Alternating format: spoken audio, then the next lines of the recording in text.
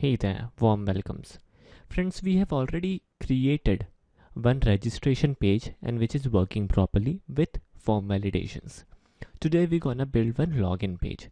Now friends, in here, in order to create this login page, I have already edited header.php and added this login link in header.php. Apart from that, the link to header.php, let's try to check it out once. The link given for header.php is welcome/login. So login is our function which will handle login page. When we will click on login, it will load the login function, and under login function we are loading login view. Now what is login view? Let's also check that. In login view, I have did nothing but copied the sign up page and modified it little bit. I have removed the fields for name and confirm password and nothing else. Everything else looks same, and I have changed this label to login. Let's try to check how this looks now. If I navigate to login page, this looks good and nice with two fields, email and password. The name of these fields are email and password, all in lowercase. Alright, so the next thing which we need to check is that the form action method is also directing to the same page, as we have not specified any link in here. So as the action is the same function login, when we will submit the form, the login function will be recalled. So in order to make it more matured, I have also implemented the form validations for it.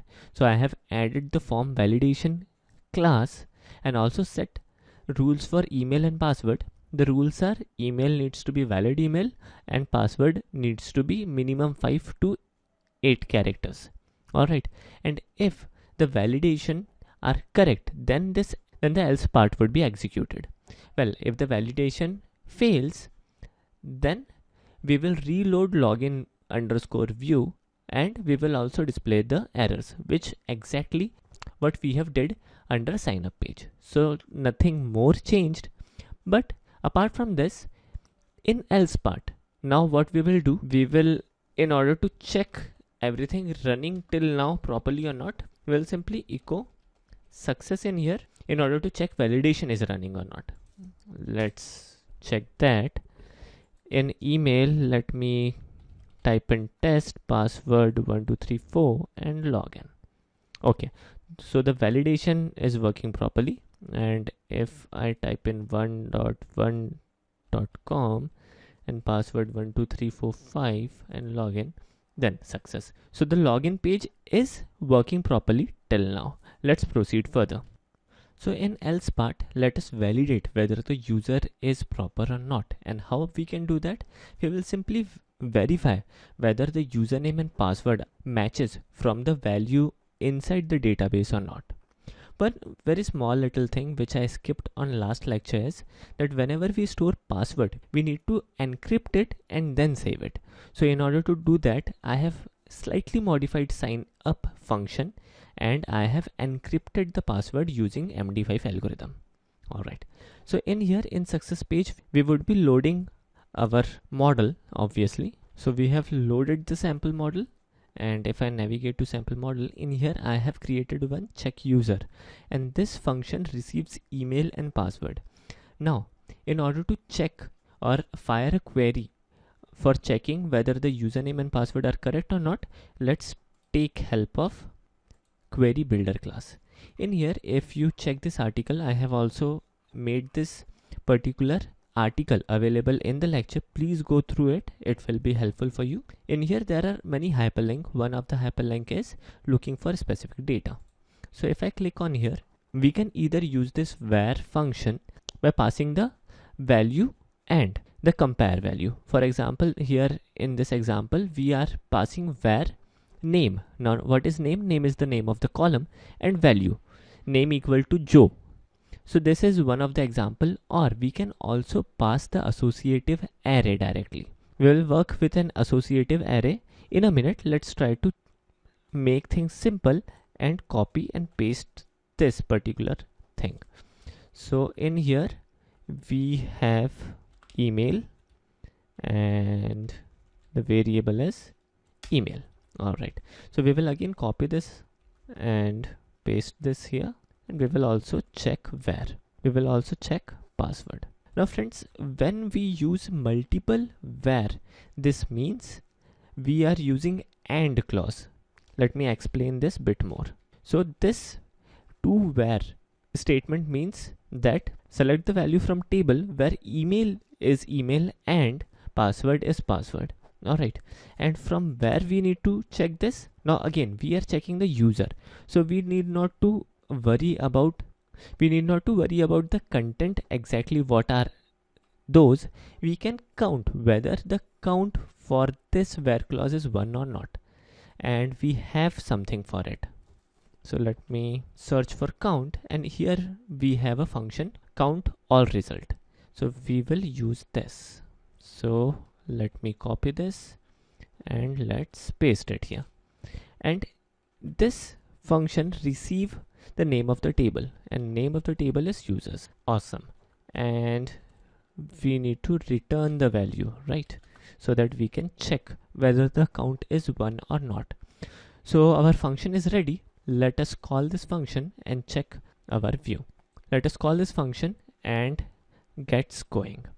In here we have already loaded sample model. Let's call. Now we have called this particular function from sample model, and we need to place this inside a if condition, and in here if this returns 1 means, let us do this, equal to 1, then it's obviously success. So we will redirect this to, now redirect is a native PHP function, and we will pass welcome slash, what is the name of the function? Maybe member area. All right, and now if the username password is not correct, then we will execute the else part, and inside else part, as if now, let's call the die function and print, and let's print die u. All right, let's try to verify it. But before we verify, we haven't checked the value for email and password. What are the value for email and password? Email equal to post, and the value is email. So email and password are also set. Let's try to check whether it works or not. So let's also register a user. I have deleted all the users from the database. So the name is Chand, email is chandsheikh@gmail.com, and password is 123456. Let's register. Yuppie, success page.